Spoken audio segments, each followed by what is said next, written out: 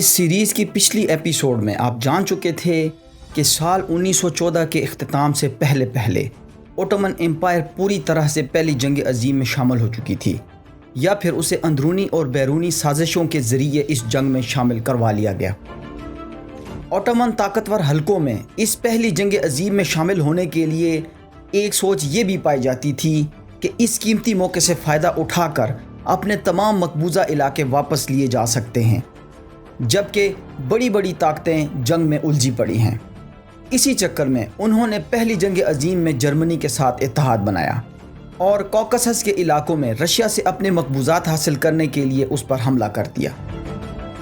انور پاشا، جو کہ اس وقت وزیر جنگ تھے، نے یقیناً اپنی جنگی کونسل میں بیٹھ کر اس جنگ کو جیتنے کی بھرپور تیاری کی ہوگی اور 1,18,000 کے لگ بھگ فوجیوں کو بھیج کر رشیا سے اپنے مقبوضہ علاقے حاصل کرنے کے لیے پر امید بھی ہوں گے، مگر انہوں نے زمینی حقائق اور موسمی حالات کو نظر انداز کیا، جس کی وجہ سے 1,18,000 کی بڑی فوج صرف 80,000 رشین آرمی کے سامنے بیٹل آف سریکمش میں ریت کی دیوار ثابت ہوئی۔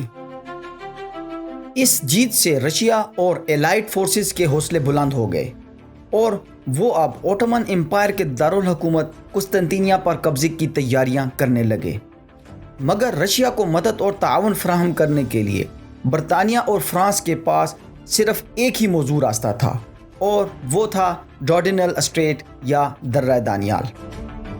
اب قسطنطنیہ پر حملے کے لیے پہلے درہ دانیال کا کنٹرول حاصل کرنا بہت ضروری تھا، اس لیے سب سے پہلے الائٹ فورسز کی طرف سے اس علاقے پر حملہ کیا گیا۔ السلام علیکم دوستو، آپ دیکھ رہے ہیں تاریخی معلوماتی چینل سیکھو جانو، اور آج کی اس ویڈیو میں ہم آپ کو اسی درہ دانیال پر لڑی جانے والی بیٹل آف گیلاپولی کے بارے میں ہی بتائیں گے۔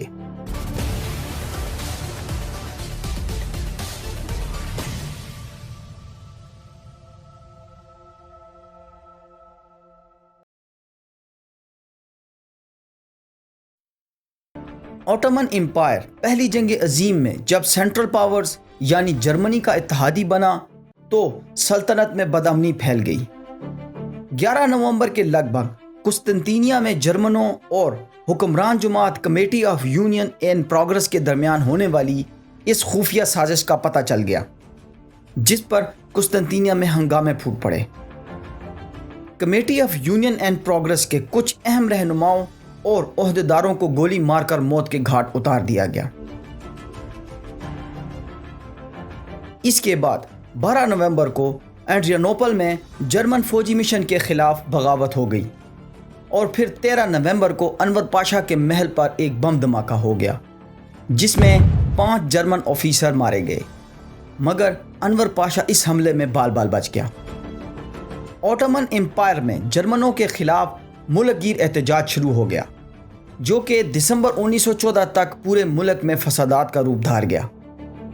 نہ صرف عوام بلکہ عثمانی فوج کا ایک بڑا حصہ بھی اس جنگ کے خلاف تھا، یا پھر پہلی جنگ عظیم میں کودنے کے خلاف بیانیے کا حامی تھا۔ دسمبر 1914 کا پورا مہینہ حکمران جماعت committee of union in progress کے رہنماؤں کا فوج اور بحریہ کے عملے سے اس فوجی بغاوت کو کچلنے میں گزرا، جبکہ دوسری طرف 22 دسمبر 1914 میں رشیا سے اپنے مقبوضات حاصل کرنے کی غرض سے اوٹومن امپائر نے کوکسس کے علاقوں پر حملہ کر دیا۔ اسے تاریخ میں بیٹل آف سریکمش کے نام سے یاد رکھا گیا۔ جس وقت اوٹومن امپائر کے یہ سب حالات چل رہے تھے، اس وقت عثمانی فوجی طاقت کا تمام کنٹرول وزیر جنگ انور پاشا کے ہاتھ میں تھا، جبکہ ملکی معاملات وزیر داخلہ طلعت پاشا کے ماتحت تھے۔ اور سب سے دلچسپ بات یہ کہ اوٹومن امپائر کے تمام شامی علاقوں کا کنٹرول احمد کمال پاشا کے پاس تھا۔ یہی تینوں افراد اس دور کے عثمانی مضبوط ترین افراد تھے، جن کے سامنے عثمانی سلطان محمد پنجم کی حیثیت صرف ایک علامتی حکمران کی تھی۔ یہی تینوں افراد عثمانی حکومت کے کرتا دھرتا بھی تصور کیے جاتے تھے۔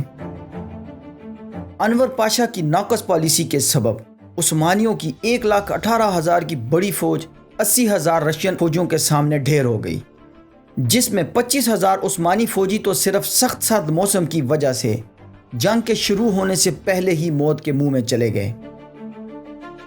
बहरहाल बैटल ऑफ सिरी कमिश, जो कि 17 जनवरी 1915 में अपने इंजाम को पहुंच गई, में रशिया का पल्ला भारी रहा और ओटोमन एम्पायर को शिकस्त हो गई।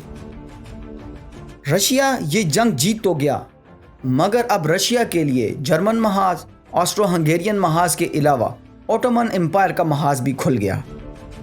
चूंकि ट्रिपल एंटॉन्ट मुआहदे की रूह से रशिया पर किसी भी हमले की सूरत में बरतानिया और फ्रांस ने उसकी फौजी मदद करनी थी, इसीलिए जब ओटोमन एम्पायर ने रशियन साहिली इलाकों पर हमले किए तो अब रशिया की मदद के लिए बरतानिया और फ्रांस को आना पड़ा।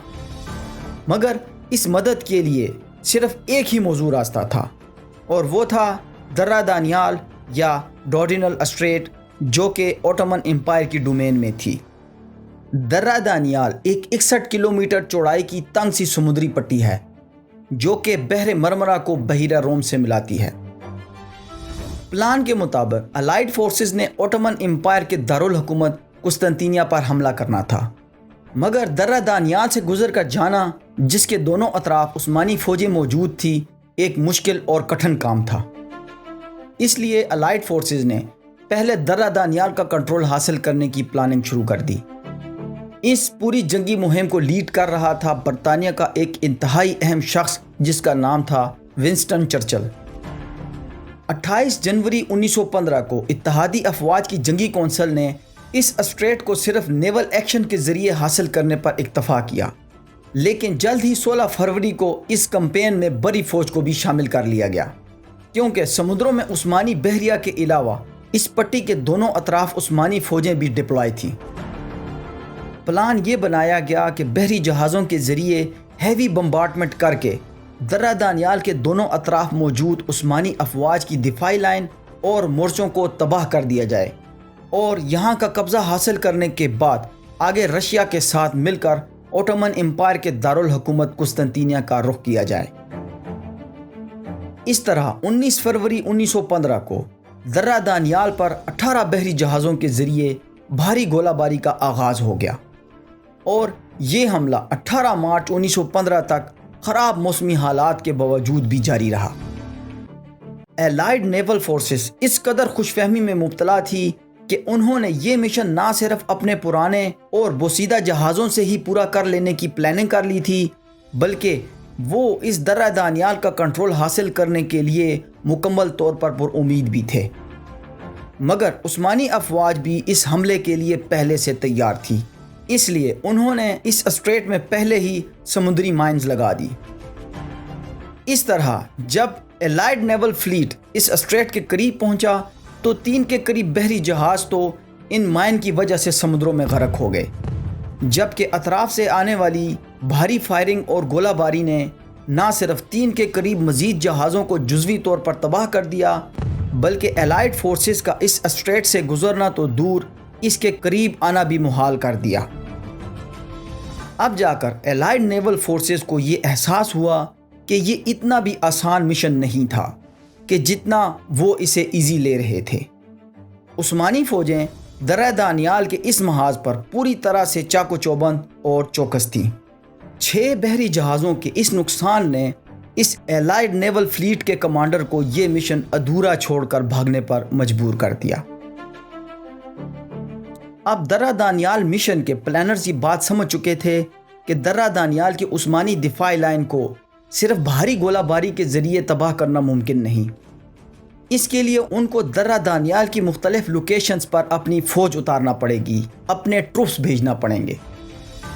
अब चूंकि बरतानिया और फ्रांस की फ़ौजें जर्मन फ्रेंच महाज पर भी इंगेज थीं, इसलिए बरतानिया के ज़ेरे इंतज़ाम दूसरी कॉलोनीज़, जिनमें ऑस्ट्रेलिया, न्यूजीलैंड और हिंदुस्तान से फ़ौजियों को इस कैंपेन के लिए इकट्ठा करना शुरू किया गया। इन कॉलोनीज से फ़ौजियों को इकट्ठा करके सबसे पहले लेमनोस जजीरे पर उतारा गया। 25 अप्रैल 1915 को इस जंग के दूसरे मरहले में जजीरा नुमा गैलापोली के 2 मकाम केप हेलस और एंजेक का इंतखाब करके यहाँ एलाइड फोर्सेस को लैंड करवाया गया, जिसमें केप हेलस के मकाम पर ब्रिटिश एंड रॉयल नेवी का डिवीज़न उतरा, जबकि एंजेक पर ऑस्ट्रेलियन और न्यूजीलैंड कोर के फ़ौजी उतरे। ایک فرینچ برگیڈ اناطولیہ کے ساحل کمکیل کے مقام پر بھی اتری، مگر وہ یہاں زیادہ دیر ٹک نہ سکی، اس لیے اسے واپس ہونا پڑا۔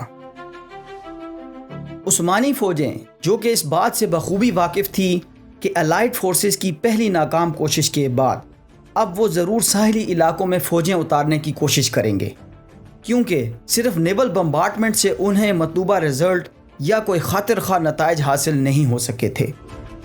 اس لیے عثمانی ملٹری لیڈرشپ نے درہ دانیال کے اطراف اپنی زمینی فوج کو اور بھی مضبوط اور منظم کرنا شروع کر لیا۔ اونچائی اور تمام پہاڑی چوٹیوں پر مورچے بنا کر پوزیشنیں سنبھال لی گئیں تاکہ جب ساحلوں پر الائڈ فورسز لینڈ کریں تو انہیں آسانی سے شکار کیا جا سکے۔ اور پھر ایسا ہی ہوا۔ جیسے ہی الائڈ فورسز ان ساحلوں پر اترنا شروع ہوئیں، ترک افواج نے ان پر اونچائی سے فائرنگ شروع کر دی اور بڑی تعداد میں الائڈ فورسز کے فوجی موت کے منہ میں چلے گئے۔ جیسا کہ اس وقت لی گئی اس تصویر میں واضح طور پر دو یونانی لڑکوں کو اینزیک محاذ پر فوجیوں کی ہڈیوں کے ڈھیر کے پاس کھڑے دیکھا جا سکتا ہے۔ بہرحال اپنی فوجیوں کی ایک بڑی قربانی کے بعد الائڈ فورسز دو ساحلی اسپاٹس پر جزوی طور پر اپنی پوزیشن مضبوط کرنے میں کامیاب ہو گئی، لیکن اس ابتدائی پیش رفت کے بعد الائڈ فورسز آگے نہیں بڑھ پا رہی تھیں کیونکہ تمام بالائی مقامات ترک فوجیوں کے قبضے میں تھے۔ ان محاذوں میں اینزیک محاذ کی قیادت کر رہے تھے مصطفیٰ کمال، اور مصطفیٰ کمال کی بہترین پلاننگ کے سبب الائڈ فورسز آگے بڑھنے میں ناکام ہو رہی تھی۔ یہی مصطفیٰ کمال بعد میں اتا ترک کے نام سے زیادہ مشہور ہوا اور جدید ترکی کا بانی بھی کہلوایا۔ بہرحال اب گیلاپولی کے اس فرنٹ پر الائڈ فورسز اور ترک افواج دفاعی پوزیشنز لے کر بیٹھ گئیں۔ مئی 1915 میں اس مشن کے کمانڈر ایڈمرل لارڈ فشر نے اس آپریشن سے اختلاف رائے کے سبب استعفیٰ دے دیا۔ بہرحال برطانوی جنگی کونسل نے سست روی کا شکار اس درہ دانیال فرنٹ پر اپنی حکمت عملی میں تبدیلی لاتے ہوئے فوجی دستوں کی نئی کمک بھیجنے کا ارادہ کیا تاکہ اس فرنٹ پر کوئی بریک تھرو یا کامیابی حاصل کی جا سکے۔ اگست 1915 میں الائڈ فورسز کے تازہ دم دستے سیولا بے پر پہنچ گئے تو جنگ میں ایک دفعہ پھر سے تیزی آ گئی۔ ان تازہ دم دستوں نے ترک دفاعی لائن کو توڑ کر کچھ پیش قدمی تو کی، مگر وہ اس کامیابی کو برقرار نہ رکھ سکے۔ اس لیے تازہ دم فوجی دستوں کو بھیجنے سے مطلوبہ اہداف حاصل نہ کیے جا سکے، اور ایک دفعہ پھر سے دونوں فوجیں خندقیں کھود کر دفاعی پوزیشن لے کر بیٹھ گئیں۔ ستمبر 1915 تک دونوں اطراف سے فوجیں دفاعی پوزیشن پر ہی رہیں اور اس جنگ میں کوئی پیش رفت نہ ہو سکی۔ اب یہ بات واضح ہو چکی تھی کہ اگر الائڈ فورسز نے آگے پیش قدمی کرنی ہے تو یہ ایک بڑی تازہ دم فوج کے بغیر ممکن نہیں۔ برطانیہ جو کہ پہلے سے ہی فوجی افرادی قوت کی قلت کا شکار تھا، کے لیے ایک بڑی فوج کو درہ دانیال فرنٹ پر بھیجنا ایک مشکل فیصلہ تھا، کیونکہ وہ پہلے بھی ایک بڑی فوج اس محاذ پر کھو چکے تھے۔ اس لیے برطانیہ کی جنگی کونسل نے درہ دانیال کے مشن کمانڈر آئن ہیملٹن کو واپس بلا کر یہاں ایک نئے commander lieutenant general sir Charles Munro کو متعین کر دیا، اس امید کے ساتھ کہ شاید یہ نیا کمانڈر اس جنگ کو انہی فوجوں کے ساتھ آگے لے جائے یا کوئی بریک تھرو حاصل کر سکے۔ مگر سر چارلز مینرو کو بھی جلد یہ احساس ہو گیا کہ واقعی میں اگر الائڈ فورسز کو اس جنگ میں کوئی بریک تھرو حاصل کرنا ہے تو نہ صرف تازہ دم فوج کے دستے بھیجنے ہوں گے بلکہ موجودہ نفری کی تعداد میں ایک بڑا اضافہ بھی کرنا ہوگا۔ یہی سفارشات سر چارلز مینرو نے برطانوی جنگی کونسل کی ہائر اتھارٹیز کو بھیج دی۔ برطانوی جنگی کونسل اب یہ بات جان چکی تھی کہ مشن کمانڈر تبدیل کرنے سے گراؤنڈ ریالٹیز تبدیل نہیں ہو سکتی۔ اگر کوئی بریک تھرو حاصل کرنا ہے تو 1 لاکھ کے قریب فوجی نفری مزید دینا ہوگی، جو کہ ان کے لیے اس وقت دینا ناممکن تھا۔ اس لیے اس کمپین کو ختم کرنے کے احکامات جاری کر دیے گئے۔ اس کمپین کو تاریخ میں بیٹل آف گیلاپولی کے نام سے یاد رکھا گیا، کیونکہ زمینی جنگ گیلاپولی کے ساحلی علاقوں میں جاری تھی۔ برطانوی جنگی کونسل کے احکامات کے مطابق گیلاپولی کے ان علاقوں سے الائڈ فورسز کے انخلاء کا عمل 7 دسمبر 1915 کو شروع ہوا، جو کہ 9 جنوری 1916 تک جاری رہا۔ الائڈ فورسز کی درہ دانیال یا گیلاپولی کمپین ترکوں کی بے مثل مزاحمت اور شجاعت کے سبب ناکام ہو گئی، اور الائڈ فورسز کو ایک بڑے نقصان کے ساتھ اپنی اس کمپین سے دستبردار ہونا پڑا۔